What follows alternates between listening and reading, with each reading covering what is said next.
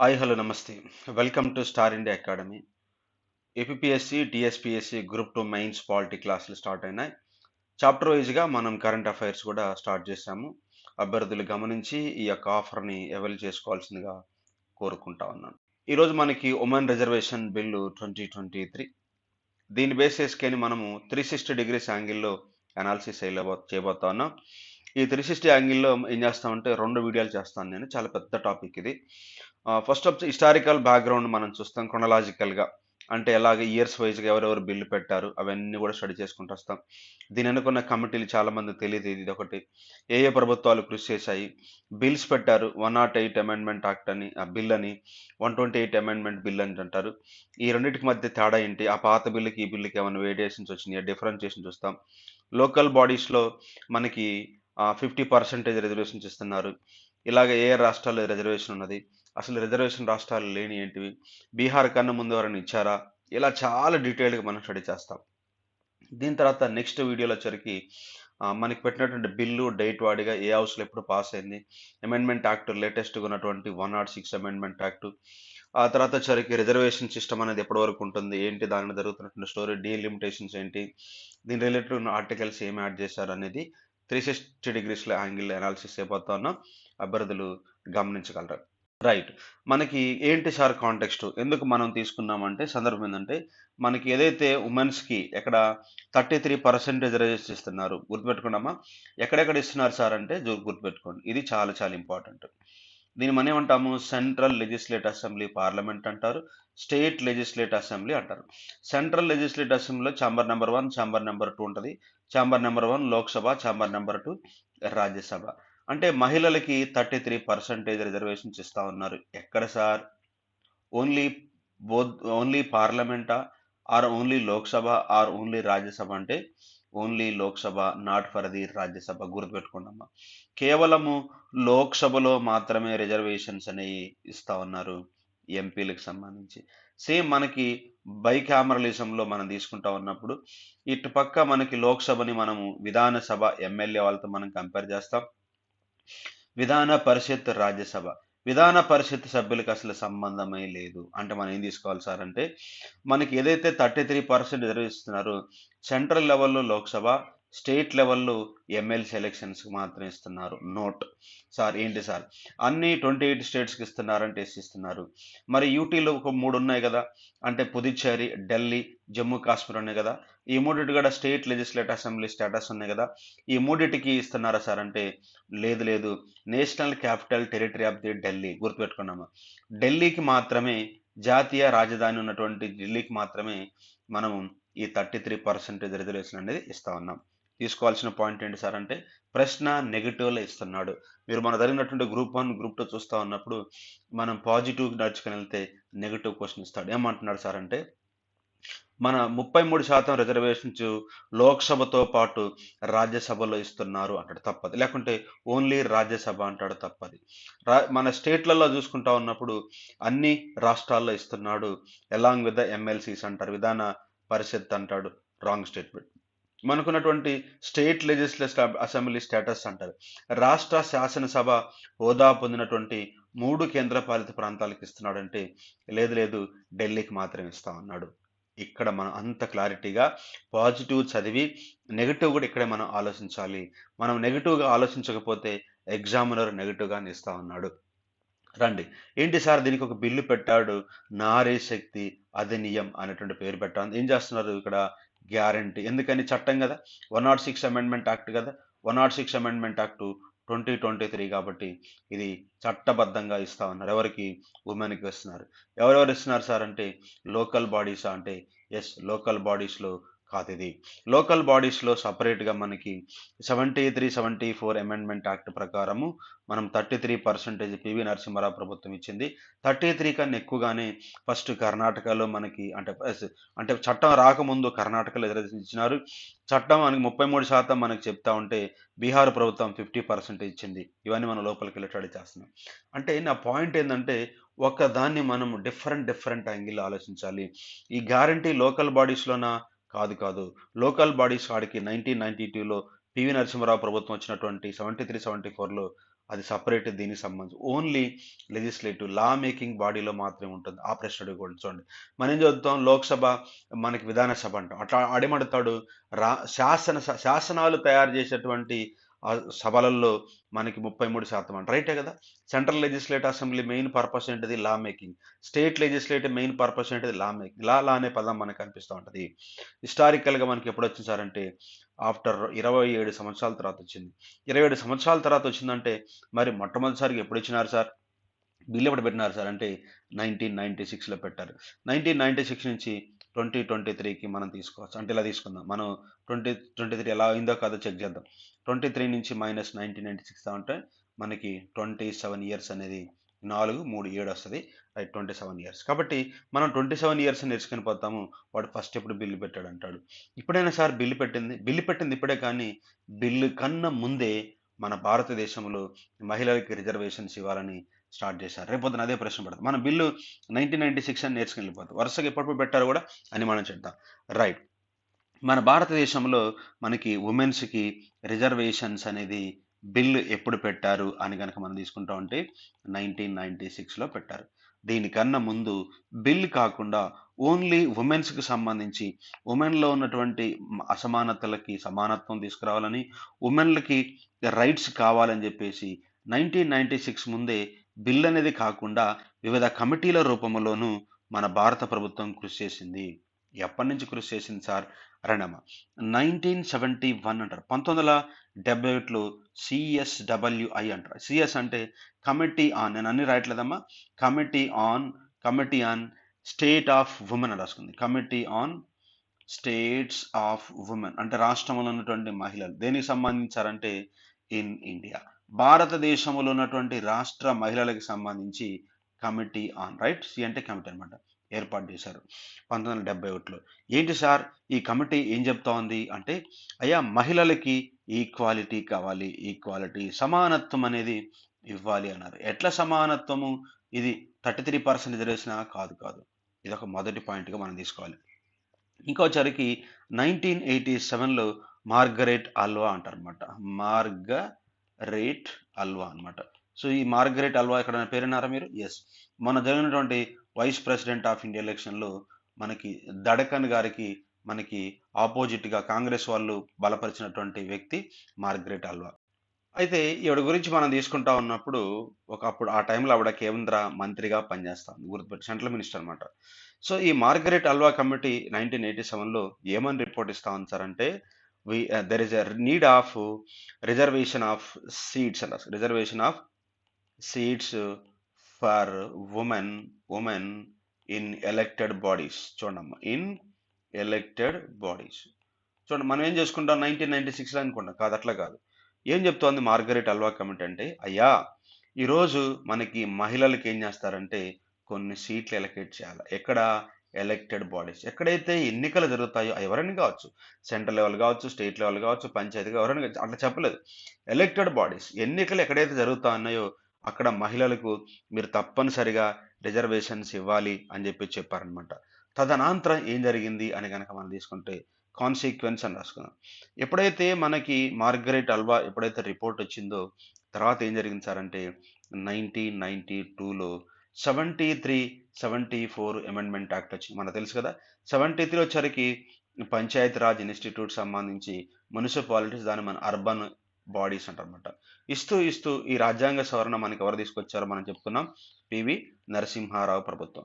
So PV Narasimha Rao ప్రభుత్వం ఏం చేసింది సార్ అంటే మనకి రిజర్వేషన్స్ అనేవి తీసుకొచ్చారు. ఎక్కడ తీసుకొచ్చారు అంటే ఆర్టికల్ 243D. డి అనేది డిటి, డి అనేది లోక పంచాయతీరాజు, టీ అంటే అర్బన్. మీరు గుర్తుపెట్టి డిటి అనే ఓడి ద్వారా రిజర్వేషన్స్ అనేది గుర్తుపెట్టుకోవచ్చు అని నేను ఒక కోడ్ కూడా మీకు చెప్పాను. పంచాయతీరాజ్ మున్సిపాలిటీని కంపేర్ చేసుకుంటూ ఉంటాం. ఆర్టికల్ 243D ఏం చెప్తాను సార్ అంటే, అయ్యా మహిళలకి 33% రిజర్వేషన్స్ ఇవ్వాలని. ఎక్కడ? In local bodies. Local bodies అంటే ఎవరు? పంచాయతీరాజ్ ఇన్స్టిట్యూట్స్, మున్సిపాలిటీలలో రిజర్వేషన్స్ ఇవ్వాలి అని చెప్పేసి మనకి చెప్పడం జరిగింది. ఇది ఎక్కడ? సెంట్రల్ అయితే కాదు, స్టేట్ అయితే కాదు, ఓన్లీ పంచాయతీరాజ్ ఎలక్షన్లలో రిజర్వేషన్స్ అనేది ఇవ్వాలని ఆర్టికల్ 243D అనేది మనకి చెప్తూ ఉంటుంది. అయితే ఇంకా ఏం జరిగింది సార్ అంటే, ఎప్పుడైతే మనకి 1992లో పివి నరసింహారావు గారు ఒక మైలురాయిగా చెప్పుకోవచ్చు. దీన్ని బేస్ చేసుకొని ఏం చేశారంటే 1996 దగ్గరకు వచ్చేసాం చూడండి. మీరు 1996 అనగానే 1992 ముందు ఏం జరిగిందో మీరు వెళ్ళాలి. 92 ఎందుకు వచ్చింది అనగానే మళ్ళీ 87 మార్గరెట్ అనమాట. ఇక్కడ నుంచి మనకి ఆర్డర్ అనేది స్టార్ట్ అవుతూ ఉంటది. ఇప్పుడు చూడండి మనకి ఏంటి సార్ అంటే 1996 సెప్టెంబరు 12న. ఎందుకు సెప్టెంబర్ 12 అంటే మొన్న బిల్లు కూడా పాస్ అయింది సెప్టెంబర్ నెలలోనే. డేట్ అయితే వేరేగా ఉంది కానీ సెప్టెంబర్ నెలలోనే. సో కాబట్టి డేట్ కూడా మనకి ప్రశ్నలు అడుగుతా ఉన్నాడు. 1996 సెప్టెంబర్ 12 ఏం చేశారంటే 81వ రాజ్యాంగ సవరణ బిల్లు పెట్టారు. అన్ని బిల్లులు చట్టాలు కావు, గుర్తుపెట్టుకోండి. అంటే 81వ రాజ్యాంగ సవరణ బిల్లు ఏం చెప్తా ఉంది సార్ అంటే, అయ్యా మాకు 1/3 రిజర్వేషన్ కావాలి. 1/3 అంటే అర్థం ఏంటది? 33% ఆఫ్ 3 అంటే 33 చెప్పుకుంటాం. 33% సీట్లు కావాలని చెప్తున్నారు. ఎక్కడ కావాలని చెప్తా ఉన్నారు? లోక్సభలో కావాలి, పార్లమెంటులో. స్టేట్లో వచ్చరికి ఎమ్మెల్యేలు అంటే విధాన సభలో 33% సీట్లు కావాలని చెప్పేసి మొట్టమొదటిసారిగా 81వ రాజ్యాంగ సవరణ బిల్లును 1996లో ప్రవేశపెట్టడం జరిగింది. అయితే మనం ఇలా నేర్చుకుని వెళ్ళిపోతే ఏ ప్రభుత్వం వాళ్ళు పెట్టారు? కాంగ్రెస్ వల్ల కాదు. హెచ్డి దేవేగౌడ గుర్తుపెట్టుకున్నాం. హెచ్డి దేవేగౌడ. సో హెచ్డి దేవేగౌడ మనకి కర్ణాటక ప్రభుత్వం వీళ్ళు మొట్టమొదటిసారిగా బిల్లు పెట్టారు. ఎన్నవ రాజ్యాంగ సవరణ బిల్లు అమ్మ? 81. ఏ సంవత్సరం? 96 సెప్టెంబర్ 18 హెచ్డి దేవేగౌడ ప్రభుత్వం పెట్టింది. అయితే ఏం చేసింది ప్రభుత్వము? వెంటనే బిల్లుని ఏం చేసిందంటే పార్లమెంటరీ కమిటీకి పంపించారు. స్టాండింగ్ కమిటీలు ఉంటాయి కదా, పార్లమెంటరీ కమిటీకి పంపించింది. ఆ కమిటీ ఎవరు సార్ అంటే Geeta Mukherjee. Very very very important అమ్మ, గీతా ముఖర్జీ. నేను అన్ని కమిటీలు పేర్లన్నీ మళ్ళీ ఒకసారి చూపిస్తాను నేను మీకు, రైట్. హెచ్డి దేవేగౌడ ప్రభుత్వం పెట్టినప్పుడు దాని మీద మరింత డిస్కషన్ చేయాలని గీతా ముఖర్జీ కమిటీకి పంపించడం జరిగింది. ఇప్పుడు 1996లో. ఇది ప్రశ్న అమ్మ, ఇది ప్రశ్న. ఏ ప్రభుత్వము, ఆ తర్వాత ఏం జరిగింది అన్నది మనకు చాలా ఇంపార్టెంట్. సో ఈ గీతా ముఖర్జీ కమిటీ ఏం చెప్పించారంటే కంపల్సరిగా మనకి రిజర్వేషన్స్ ఇవ్వాలి అని చెప్తూ ఏమన్నదంటే, రిజర్వేషన్స్ ఎలా ఇవ్వాలంటే ఎస్సీ ఎస్టీ వాళ్ళకి ఆల్రెడీ మనకి ఉమెన్స్ ఉన్నారు కదా, వాళ్ళకి ఏదైతే రిజర్వేషన్స్ వెళ్తా ఉన్నాయో ఆ ఉమెన్ రిజర్వేషన్స్ని ఈ 33% రిజర్వేషన్లో ఇంక్లూడ్ చేసుకోండి అని అన్నారు. ఇంపార్టెంట్ అన్న పాయింట్ మీకు అర్థమైంది అనుకున్నాను. అంటే ఎస్సీ ఎస్టీ వాళ్ళకి ఉమెన్ కేటగిరీ సీట్లు తీస్తాడు కదా, ఆ సీట్లు అనేవి 33%లోనే తీసుకోవాలి అని. మళ్ళీ దీంట్లో రిజర్వేషన్స్, మళ్ళీ ఎక్స్ట్రా రిజర్వేషన్స్ వద్దు అనేది దాని అర్థం అనమాట. ఇంకేం చెప్పారు సార్ అంటే ఇది చాలా చాలా ఇంపార్టెంట్. ఎందుకని ఈ బిల్ అక్కడ ఆగిపోయింది సార్ అంటే ఓబీసీ వాళ్ళు ఎవరైతే ఉన్నారో ఓబీసీ వాళ్ళకు కూడా మహిళలకి రిజర్వేషన్స్ ఇవ్వాలా. ఇక్కడ బట్టారు బాయ్. ఇంతటితో ఏమైంది సార్ అంటే మనకి లోక్సభ అనేది బిల్ అనేది ఆగిపోయినట్టుగా మనము చెప్పుకోవచ్చు. ఇది హెచ్డి దేవేగౌడ ప్రభుత్వం. ఆ తర్వాత గీతా ముఖర్జీ కమిటీ రికమెండేషన్స్లో ఓబీసీ రిజర్వేషన్స్ కావాలనగానే ఇది ఆగిపోయింది. నెక్స్ట్ ఏం జరిగింది సార్? నెక్స్ట్ వచ్చరికి 1997కి వెళ్దాం. నెక్స్ట్ 1997లో కూడా మళ్ళీ బిల్ అనేది పెట్టడం జరిగింది. ఈ టైంలో ఎవరు చేశారు సార్ అంటే ఐకే గుజరాల్ అనమాట. ఐకే గుజరాల్ ప్రభుత్వం పెట్టింది. సో ఐకే గుజరాల్ ప్రభుత్వం పెట్టినప్పుడు ఇది కూడా మళ్ళీ మనకి లోక్సభ రద్దయిపోవటం వల్ల బిల్ అనేది ల్యాప్స్ అయిపోయి రద్దయిపోయింది. బిల్ అనేది రద్దయిపోయింది. తర్వాత 1998లో కూడా మళ్ళీ బిల్లు పెట్టారు. అది వాజ్పేయి ప్రభుత్వం వాళ్ళు, వాజ్పేయి ప్రధానమంత్రిగా ఉన్నప్పుడు పెట్టిన బిల్లు. ఇది కూడా ఏమైంది సార్ అంటే మెజారిటీ లేకపోవటం వల్ల, ప్రభుత్వం పడిపోవటం వల్ల బిల్ అనేది ల్యాప్స్డ్ అయిపోయింది, మునిగిపోయినమాట, రద్దయిపోయినట్టు అనమాట. అంటే మీరు తీసుకోవాల్సిన పాయింట్ ఏంటి సార్ అంటే 1996 నుంచి వరుసగా పెట్టారు. 1996, 1997, 1998. ఇక్కడ మీరు తీసుకోవాల్సిన పాయింట్ ఏంటంటే ఎక్కడ కూడా కాంగ్రెస్ లేదు, ఇది గుర్తుపెట్టుకోవాలి. 96లో ఎవరున్నారు? హెచ్డి దేవేగౌడ ఉన్నారు. తర్వాత వచ్చారన్నారు ఐకే గుజరాల్ ఉన్నారు. తర్వాత వచ్చరికి వాజ్పేయి ప్రభుత్వం ఉన్నది. మీరు ఒకటి గుర్తెచ్చుకోవచ్చు ఇక్కడ ఏంటంటే వీళ్ళందరూ కూడా ప్రధానమంత్రులే. నేను ఒక పాయింట్ చెప్పాను మీకు, రాజ్యసభలో నుంచి అయ్యి అంటే ఏ సభలో సభ్యత్వం లేనప్పుడు కూడా రాజ్యసభలో నామినేటెడ్గా వచ్చినటువంటి వ్యక్తులు ప్రధానమంత్రులు అయ్యారు. అలా అయినటువంటి వ్యక్తుల్లో మొట్టమొదటి వ్యక్తి ఎవరని చెప్పాను? హెచ్డి దేవే గౌడ. రెండో పర్సన్ ఎవరు? శ్రీమతి ఇందిరా గాంధీ. మూడో పర్సన్ ఎవరు? ఐకే గుజరాల్. నాలుగో పర్సన్ ఎవరు చెప్పుకున్నాము? డాక్టర్ మన్మోహన్ సింగ్ అనమాట. మన్మోహన్ సింగ్. ఇక్కడ ఎందుకు చెప్పాను సార్ అంటే ఒకసారి గుర్తెచ్చుకుందాం. నేను మీకు స్టోరీ చెప్పాను. ఏం చెప్పాను ఇక్కడ? హెచ్డి ఎవరంట? దేవుడంట. ఎవరో దేవుడు ఇక్కడ? దేవుడు దేవేగౌడ కాదు. ఇందిరాగాంధీ దేవుడు అంట. అప్పుడు ప్రజలందరికీ కూడా పేదరికాన్ని నిర్మూలించి ఒక సంక్షేమ పథకాలు తీసుకెళ్లారు కాబట్టి హెచ్డి ఏమైందంట? దేవుడు అంట. ఎవరు దేవుడు? ఇందిరాగాంధీ. ఐకే అయితే నాకేమైంది? డాక్టర్ మన్మోహన్ సింగ్ని సోనియా గాంధీ వాళ్ళ కోడలు ఒక ఆట ఆడించింది అని చెప్పుకున్నా సరదాగా. రైట్ అమ్మా? హెచ్డి దేవేగౌడ. దేవుడు అంటే ఎవరు ఇక్కడ? ఇందిరాగాంధీ అనమాట. అయితే నాకేంటి అంటే ఐకే గుజరాల్ ఏమైంది? డాక్టర్ మన్మోహన్ సింగ్ని వాళ్ళ కోడలు సోనియా గాంధీ పాపం మంచి మేధావి అయినప్పుడు కూడా కీలుబొమ్మలాగా తయారు చేసింది. ఇది ఒక ఆర్డర్ అన్నమాట. రాజ్యసభ నుంచి ప్రధానమంత్రులైనటువంటి వ్యక్తులు. రైట్ అమ్మా? అట్లా గుర్తు తెచ్చుకోవాలి. ఇక నా పాయింట్ మీకు అర్థమైంది అనుకుంటా కదా. సంవత్సరాలు మనం చెప్పుకున్నాము, ప్రధానమంత్రులు కూడా మనం చెప్పుకున్నాము. అయితే కాంగ్రెస్ వాళ్ళు ఏం చేయలేదా సార్? ఎస్ చేస్తాం. అక్కడికి వస్తున్నాం మనం. 108వ రాజ్యాంగ సవరణ 2008 గుర్తుపెట్టుకోండి. అంటే 2004లో మనకి కాంగ్రెస్ ప్రభుత్వం కలిసింది కదా. ఇటుపక్క వైఎస్ఆర్ గారు, అటుపక్క మన్మోహన్ సింగ్ గారు. 108 అమెండ్మెంట్ ప్రకారం ఏం చేశారంటే మహిళలకి చట్టసభల్లో 33% రిజర్వేషన్స్ తీసుకొస్తున్నాం. ఇక్కడ లోక్సభ, విధానసభల్లో మేము తీసుకొస్తున్నామని రిజర్వేషన్స్ ఇస్తున్నామని చెప్పేసి పెట్టారు. ఇది రాజ్యసభలో బిల్ అనేది పాస్ అయిపోయింది. లోక్సభలో బిల్లు పెండింగ్ అయిపోయింది. ఆ తర్వాత మనకి డిజాల్వ్ అంటారు. డిజాల్వ్ అంటే అర్థం ఏంటిది? అంటే సభ జనరల్ ఎలక్షన్స్ 5 ఇయర్స్ కదా. 5 ఇయర్స్ పీరియడ్ అయిపోయిన తర్వాత రాష్ట్రపతి గారు ప్రధానమంత్రి సలహా మేరకు సభని రద్దు చేస్తాడు. రద్దు అయిపోయింది. ఇక 2014 తర్వాత 2009లో అలా గెలిచారు. 2014 బీజేపీ, 2019 బీజేపీ. ఈ రెండు సందర్భాల్లో కూడా వాళ్ళ యొక్క ఎలక్షన్ మేనిఫెస్టోలో ఏమని చెప్పారంటే నల్లధనం తీసుకొస్తాం అని అన్నారు. వాళ్ళే నల్లధనం ఎలక్టోరల్ బాండ్స్ ద్వారా వాళ్ళే డబ్బులు పొందుకున్నారు. అది నెక్స్ట్ వీడియోలో మనం తర్వాత స్టడీ చేద్దాం. ఇప్పుడు ఏమని సార్ అంటే మనకి బీజేపీ గవర్నమెంట్ వాళ్ళు ఈ మేనిఫెస్టోలో చెప్పినట్టుగానే ఏం చేశారంటే మనకి ఇప్పుడు 2023లో మనకి బిల్లు పెట్టడం జరిగింది సెప్టెంబర్. మనకి కొత్త పార్లమెంట్ భవనము, ఇది కూడా నేను వీడియో పెడతాను. కొత్త పార్లమెంట్ భవనంలో మొట్టమొదటిసారిగా పాస్ అయినటువంటి బిల్లు నారీ శక్తి వందన్ అధినియం. ఇదే గుర్తుపెట్టుకోండి. అయితే మనం ఇక్కడ ఎంత బిల్లు నెంబర్ వీళ్ళు పెట్టించారంటే 128 అనేది బిల్లు నెంబర్. ఈ బిల్లు కాస్త ఏమైంది? 106 అమెండ్మెంట్గా మారింది.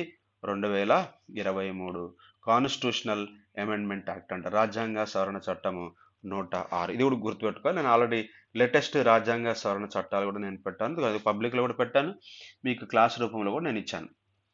రైట్. ఇప్పుడు మనం తీసుకోవాల్సిన పాయింట్ ఏంటి సార్ అంటే సార్ 108 అమెండ్మెంట్కి బిల్లుకి 106 అమెండ్మెంట్ బిల్లుకి తేడా ఏంటిది?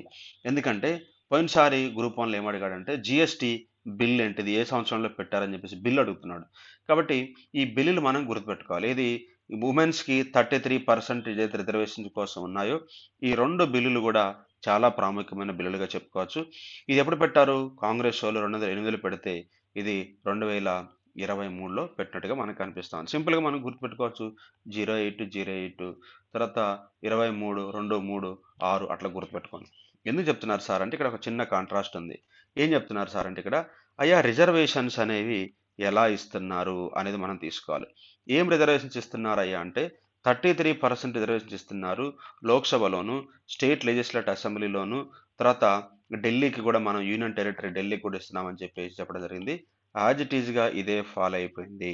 అయితే డిఫరెన్షియేషన్ ఎక్కడుందో అది మనకి ప్రశ్న కాబట్టి ఇంతకీ ఎక్కడ తేడా ఉంది సార్ దీనికి పాత బిల్లుకి కొత్త బిల్లుకి అంటే ఇదే తేడా. ఏంటయ్యా అంటే రొటేషన్ అనమాట. అంటే రొటేషన్ అంటే ఎలా ఈ రిజర్వేషన్స్ అని అమలు చేస్తారంటే ఎవ్రీ జనరల్ ఎలక్షన్ చెప్పాను, ప్రతి సాధారణ ఎన్నికలు జరిగిన తర్వాత ఈ రిజర్వేషన్స్ అనే రొటేషన్ పద్ధతిలో మేము మారుస్తాము అని చెప్పారు. కానీ ఇప్పుడు బీజేపీ గవర్నమెంట్ ఏం చేసింది సార్ అంటే జనరల్ ఎలక్షన్స్ కాదు అని చెప్పేసి ఒక మోడిఫికేషన్ చేంజ్ చేసింది. అది ఇంపార్టెంట్. ఏంటంటే డీలిమిటేషన్ అనమాట. డీలిమిటేషన్ అంటారు. ఎస్, డీలిమిటేషన్ అంటే నియోజకవర్గాల పునర్విభజన. ఎప్పుడు జరగబోతోంది? రేపు 2029లో జరగబోతోంది. 2029 జనవరి మనకి తర్వాత ఏం చేస్తారంట అంటే ఇప్పుడు 2024 ఎలక్షన్స్ కదా, ఇంకా నెక్స్ట్ 5 ఇయర్స్ తర్వాత 2029 ఎలక్షన్స్కి ముందు ఏం చేస్తారంటే డీలిమిటేషన్ కమిషన్ ఏర్పాటు చేస్తే ఆ డీలిమిటేషన్ కమిషన్ ప్రకారం ఏం చేస్తారంటే 2029లో ఈ రిజర్వేషన్స్ అనేవి అమలు చేయబోతున్నారు. ఇంకా అమలు ఎప్పుడైతే అవ్వవు గుర్తుపెట్టుకోండి. ఏంటి సార్ డీలిమిటేషన్ అంటే జనాభా లెక్కలు జరిగిన ప్రతి 10 సంవత్సరాలకు ఒకసారి ఇది క్వాజీ జ్యుడిషియరీ బాడీ అంటారు. రాష్ట్రపతి మనకి సమక్షంలో కేంద్ర ప్రభుత్వము ఎలక్షన్ కమిషన్ వాళ్ళు కలిసి ఈ నియోజకవర్గాల పునర్విభజన ఏర్పాటు చేస్తారు. మనకైతే ఇప్పుడైతే నియోజకవర్గాల పునర్విభజన లేవు. ఎందుకంటే 2021లో జరగాల్సిన ఎలక్షన్స్ సెన్సస్ జరగలేదు కాబట్టి 2029 తర్వాత డీలిమిటేషన్ రాబోతోంది. అంటే బీజేపీ ప్రభుత్వం ఎంత ఇదిగా పనిచేస్తుంది చూడండి. ఇప్పుడు ఏం అర్థమవుతోంది? మేము మహిళలకు రిజర్వేషన్స్ ఇచ్చామని అంటున్నారు. ఎక్కడిచ్చారు భయను? ఎలా ఉందంటే అక్కడ 10 లక్షల రూపాయలు డబ్బులు పెట్టి కనపడతానే నీ ముందంటే కనపడతా అంటాడు. తీసుకుందామంటే రావు. ఏంటి సార్ అదంటే అదొక షాడో. వర్చువల్ లైట్ అక్కడ పడతా ఉంది. డబ్బులైతే రావన్నమాట. నా పాయింట్ మీకు అర్థమైంది అనుకుంటే కదా! కాబట్టి రిజర్వేషన్స్ ఇచ్చినామన్నారు కానీ పొందుకుందామంటే ఏమి లేవు. 2029 అంటే ఆ డీలిమిటేషన్ ఎప్పుడొస్తది? మళ్ళీ ఎలక్షన్స్ ఎప్పుడు అవుతాయి? 2030 అప్పుడు బ్రతికేదేవుడు, సచ్చేదేవుడు. ఎందుకంటే అందరు పెద్దవాళ్ళు కాబట్టి. ఇది మనకున్నటువంటి రిజర్వేషన్ హిస్టారికల్‌గా, బ్యాక్‌గ్రౌండ్‌గా అన్ని మీకు చెప్పాను. ఒకసారి రివ్యూ నేను దృష్టి ఐఏఎస్ వాళ్ళ దగ్గర నుంచి ఒకటి తీసుకున్నాను. ఉమెన్ రిజర్వేషన్స్ యాక్ట్ అని చెప్పేసి ఇవన్నీ నెక్స్ట్ వీడియోలో మనం డిస్కస్ చేద్దాం. ఒకే ఒక పాయింట్ చెప్పేసి నేను మీ ఇక్కడ క్లోజ్ చేస్తాను ఈ వీడియోని. నెక్స్ట్ వీడియోలో మిగతాన్ని కవర్ చేస్తాను. తప్పనిసరిగా దాన్ని కూడా చూడండి మీకు క్లారిటీ వస్తుంది చూడండి. 1971లో ఏం జరిగింది సార్ అంటే committee on status of women అన్నమాట. Status of women. తర్వాత వచ్చరికి 1987లో మార్గరెట్ అల్వా కమిటీకి సంబంధించింది. దీన్ని బేస్ చేసుకొని మనకు 1992లో వచ్చింది అని చెప్పుకున్నాం. తర్వాత గీతా ముఖర్జీ కమిటీని బేస్ చేసుకొని మనకి తర్వాత గవర్నమెంట్ వాళ్ళు ప్రొసీడ్ అయినట్టుగా చూసుకున్నాం. Committee on the status of women 2013. వీళ్ళు కూడా ఏం చెప్పారంటే ఈ పాయింట్ మీకు చెప్పలేదు అనుకుంటా అక్కడ. వీళ్ళు కూడా ఏం చెప్పారంటే 33% అనేది మహిళలకి ఈక్వాలిటీ తీసుకురాబోతోంది. కంపల్సరిగా ఈక్వాలిటీ అనేది అమలు చేయాలి రిజర్వేషన్స్ అని చెప్పేసి 2013లో మనకి ఇవ్వటం అనేది జరిగింది. Right. Thank you for the watching.